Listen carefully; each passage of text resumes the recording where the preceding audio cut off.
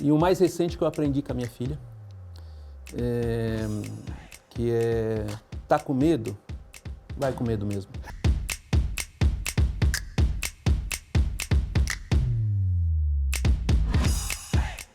Estamos aqui num dia rico, muito produtivo do Entrevista 50 CIOs, porque estamos falando de histórias reais de pessoas e profissionais. Meu grande convidado deste momento, Odércio Claro. Odércio, brigadão por você estar aqui, para a gente poder bater esse papo e falar um pouquinho da sua história.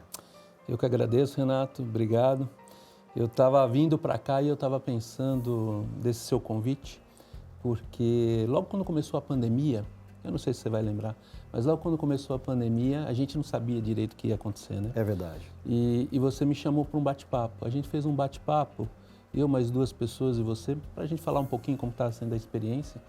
E talvez aquilo foi um embrião desse teu programa aqui, dessa trajetória que você está traçando aqui. Então eu estava recordando sobre isso, falei, poxa, e aí finalmente você me insistiu tantas vezes, né?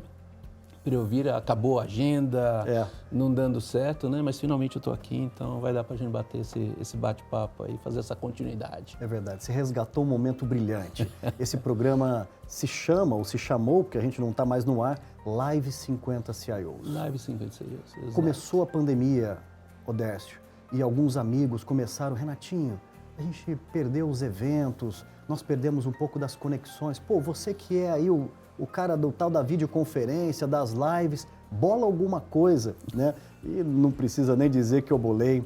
Você sabe, Odércio, que foram mais de 150 lives durante a pandemia, mais de 450 pessoas passaram por aquele stage batendo um papo. E a gente falou de tanta coisa ali, não foi? Foi.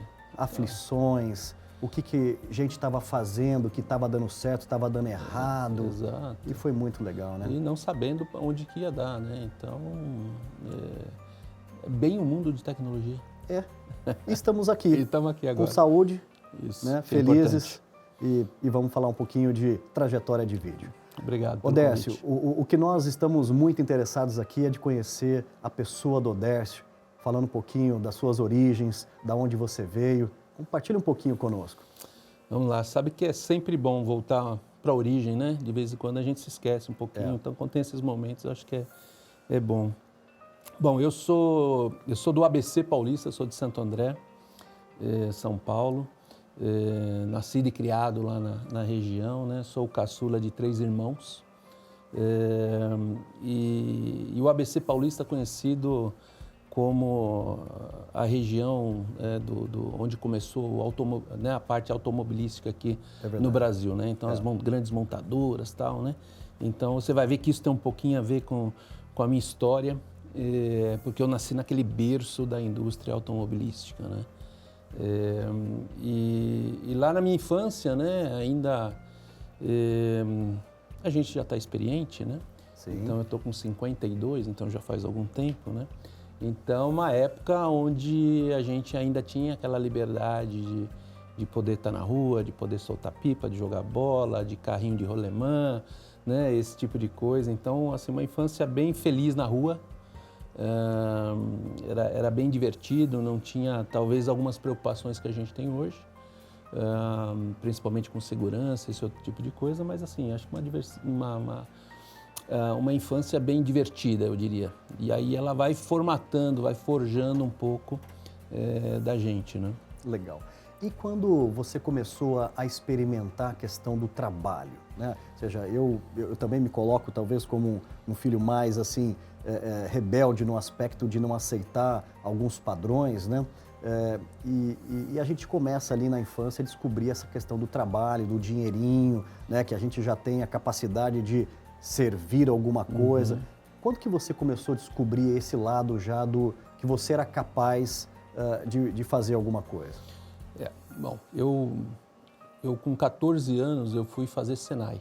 Então, que eu estava falando um pouco do link com a indústria automobilística, né? Então, naquela região, muito desenvolvida já, né? Muito rica desse aspecto, então você podia fazer o Senai. Então, eu com 14 anos, eu entrei no Senai para fazer Senai na Volkswagen, era super concorrido lá, mas eu tinha um tio que trabalhava, tinha aquilo de que se tinha que ter parente para indicar, tá? Era uma coisa interessante para a época, mas entrei para fazer o Senai na Volkswagen com 14 anos. Né? E aquilo já começou a trazer, de alguma forma, alguma independência. Porque, além de ter que ir para o Senai, que era horário comercial, das 8 às 5, dentro já da Volkswagen, eu tinha que fazer o ensino médio. Então, eu estudava à noite e trabalhava e estudava, porque o Senai era um pouco dessa mistura, né, do trabalho e do estudar durante o dia. E aí você vai criando independência, né? Então, já tinha que ir estudar à noite, tinha que pegar ônibus sozinho, voltar sozinho, né? Eu chegar lá às 11h30 da noite em casa. Então, isso já vai te dando alguma independência, né? Então, esse foi o meu começo, o meu primeiro contato lá com o trabalho. Hoje em dia não pode nem começar a trabalhar tão cedo, né? É proibido, né? É proibido, né? Mas na época ainda não era. Então, eu tenho minha carteirinha assinada desde os 14 anos. Época boa, que não volta atrás, não né, volta Odércio? atrás, mas foi bom. Odércio, nós somos apaixonados, sem dúvida alguma, por trabalhar, por ter um crescimento profissional, a tecnologia, mas a gente foi aprendendo também que tecnologia precisava de pessoas. Tecnologia para movimentar só máquinas, né, começava a não fazer sentido. E como que foi esse seu desenvolvimento para começar a ter pessoas, essa coisa da gestão, né, ou seja, começar a desenvolver pessoas juntos? Como que foi a sua história nisso? Eu acho que até um pouquinho motivado pelo fato de eu ter que me lançar para as coisas muito rápido, né? Eu comecei também a ver como que eu poderia, né, ajudar outras pessoas nesse sentido, né? E aí essa questão do desenvolvimento ela é super importante, né? Então, eu tinha certeza que para poder dar outros passos, essa certeza é interessante se olhar agora para trás, né? Não necessariamente na época eu pensava dessa forma, né? Mas tinha essa questão de poder se preparar melhor para aquilo que ia vir, né? Então, eu sempre busquei, e essa talvez é a minha dica, né? É sempre procurar o diferente, né? Então, enquanto estava todo mundo lá olhando para um tipo de tecnologia, né, ainda que estava lá, né, no fervor, eu já estava olhando para outra para ver o que ia vir pela frente, né? Então, quando começou ainda aqui no Brasil os cursos que a gente chama de MBA, que não é exatamente uma versão diferente dos MBAs americanos principalmente, né, que se tinha na época, que exigia uma dedicação, eu não conseguia fazer, não tinha dinheiro e não conseguiria ficar tanto tempo fora para fazer um MBA daquele tradicional, né? Então, fui fazer aqueles MBAs que você fazia part-time, que é uma pós-graduação no final do dia com esse nome bonito. E fui fazer de gestão empresarial. Falei, não quero ficar aqui só em tecnologia. Tecnologia é um meio para, né? Não é o fim. Então, eu preciso entender mais de negócio. E aí, fui fazer um MBA na GV, que também começou a abrir algum olhar para mim, algumas coisas diferentes, né? Aí consegui fazer uma extensão nos Estados Unidos, também com um olhar de ver o que tem de diferente, né? Pude visitar a Boeing, pude visitar algumas empresas que eram um sonho de consumo para quem falava de tecnologia, né? Inclusive lá na Califórnia, na época, era um negócio bem interessante já, né? Bem mais avançado, um step mais avançado que a gente. Então, isso foi me formatando nessa busca do novo. E sempre tentando passar isso para quem estava, de alguma maneira, junto comigo, trabalhando comigo, né? Sempre incentivando a ir buscar algo diferente. Como uma empresa especialista em conectar pessoas, a NetGlobe entrega soluções para as empresas estarem cada vez mais alinhadas ao novo. Reúna pessoas. Conheça o Escritório do Futuro. Décio, falando um pouquinho de tecnologia, depois a gente vai voltar um pouco para a gestão, né? A gente tem uma parte aqui da nossa entrevista que a gente fala um pouco das tecnologias que impactaram a nossa vida, ou seja, talvez aqueles momentos que nós nos vimos, de uma certa forma, até ameaçados ou muito estimulados. Na sua trajetória, houveram tecnologias ou ondas que para você foi assim, puta, isso foi super bacana, eu surfei bem essa onda, isso me ajudou. O que para você te marcou nas ondas tecnológicas? Obviamente teve, né? Eu sempre comento aí com os meus colegas já de mais tempo, né, que trabalhar com mainframe foi uma experiência fantástica. O mainframe trazia algumas coisas, ainda mais no início, quando eu estava lá do mainframe, né? ele trazia uma necessidade de organização muito grande, ele era um recurso escasso, então logo no início você tinha que planejar, você fazia o teu programa no papel antes de passar ele para a máquina, porque o tempo máquina custava muito dinheiro. Eu cheguei a pegar essa época, né? Então você tinha que se preparar, você não podia ficar tentativa e erro, você tinha que fazer algo já mais certeiro. O seu desempenho como programador era medido quantas vezes você compilava seu código, né? Então você não podia vacilar, então você tinha que fazer aquilo no papel, fazia teste de mesa no papel. Então, o que talvez hoje, mas obviamente que a tecnologia facilitou e ajudou muito daqui para frente, isso é fantástico, não é nada contra, mas quando você faz isso dessa forma, com escassez, você aprende a dar valor para algumas coisas que talvez hoje ninguém dá valor para aquilo, o valor da performance, o valor de poder pensar antes de fazer, e isso foi incrível para mim. Então, essa tecnologia, essa foi base, foi fundação, né? E aí eu trago isso até hoje, né? Eu fico muito preocupado quando alguém chega para mim e fala assim, mas eu preciso aumentar o link, que o link bateu, mas bateu por quê? O que aconteceu? Estudou? Porque dar força bruta é muito fácil, né? Agora, entender o que está acontecendo para poder dar a melhor solução, eu acho que eu aprendi isso bastante lá na época do mainframe, né? Então, essa foi uma muito boa, assim, que eu gostei bastante, né? Odécio, agora eu quero transportar um pouco a nossa conversa, né? Se nós estivéssemos lá nos seus 16, 17 anos, né? Só que no tempo de hoje. O que deixaríamos de mensagem para esse jovem que está começando, que está prospectando uma profissão na área de tecnologia? Você com a experiência de hoje, né, com 52 anos de quilometragem, o que dá para dizer para essa meninada que está saindo agora, que vai ser, né, os novos líderes do futuro, né, que vão transformar as empresas do futuro? É uma missão difícil essa, né? E eu vejo, obviamente, né, a gente tem a responsabilidade de fazer a inclusão dessa nova geração no mundo da tecnologia. E eu acho que a gente tem coisas brilhantes e coisas preocupantes. Coisas brilhantes é que a gente já tem uma geração já digital. E isso é brilhante, eles já têm uma cabeça muito melhor do que a nossa. Eles não precisam se preparar para pensar digital, eles já são digital. Isso abre muitas oportunidades. A preocupante é que a gente também tem uma geração,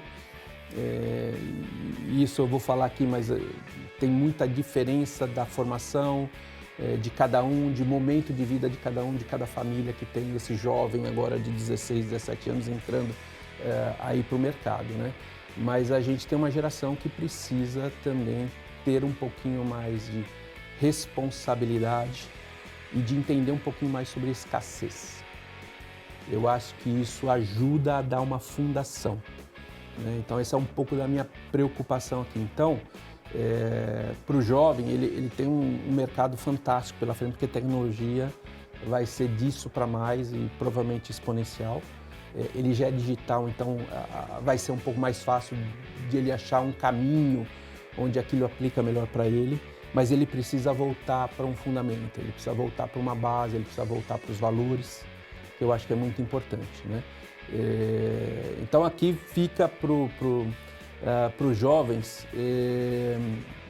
pensar um pouquinho também sobre a sua base, sobre a sua família, sobre uma questão de escassez, sobre a questão de se colocar no lugar do outro. Vamos supor que um jovem já no benefício de que os pais já pôde propiciar para ele coisas melhores.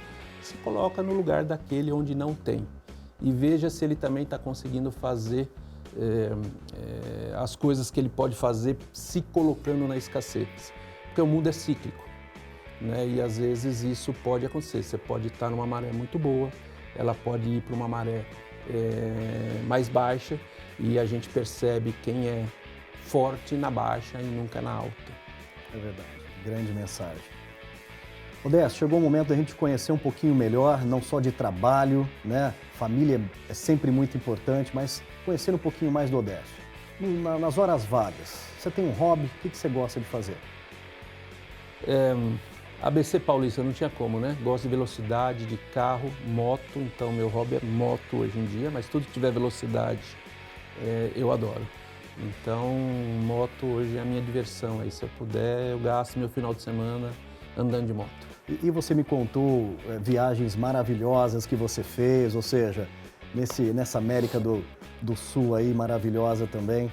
Então, estradeiro, ou seja, moto, inclusive viagem, né?